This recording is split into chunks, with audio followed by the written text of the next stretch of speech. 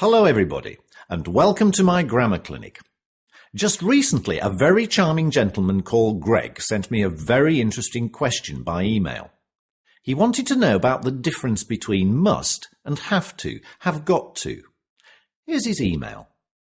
Dear Fingers, I'm teaching English in Russia and I've had a few problems trying to tell my students about the difference between must and have to, have got to. Please could you help me? All the best, Greg. Dr. Fingers says, Dear Greg, what an interesting question. I will be delighted to try and help you. Let's see. First of all, you could tell your students that both these words are used for talking about obligations, but there are some important differences. Let's look at them separately. Must. Basically, must is an internal obligation that is felt by the person who's talking. It's like saying, I feel it's necessary to do X. Let's see some examples. I must stop smoking, which means I feel it is necessary for me to stop because it's bad for my health. You must finish this by 5 p.m., which means I think it's necessary that you finish this by 5 p.m.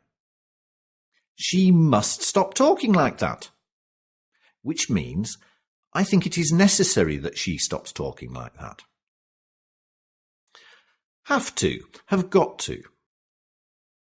On the other hand, have to, have got to is an external obligation that comes from another person or an authority. It can also be related to a law, a rule, or an agreement. Let's look at some examples. I have got to see the doctor, which means I have an appointment to see the doctor, so I have to go. She's got to get her hair cut because she's in the army, which means she has to get her hair cut because a rule in the army says it's obligatory.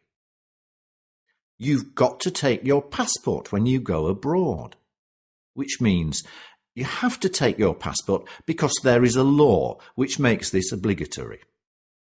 Well, Greg, I hope that's answered your question. You could tell your students that, in fact, the difference between these two words is not so important in the sense that any English speaker would understand what you're saying with must or have to. I'll put some grammar exercises related to this question in the exercise pack so you can practice it too. Thanks again for your inquiry, and I'll speak to you all in the next magazine. Bye. That's Dr. Fingers speaking. Please send your questions or stories to grammarclinic@hotenglishmagazine.ru.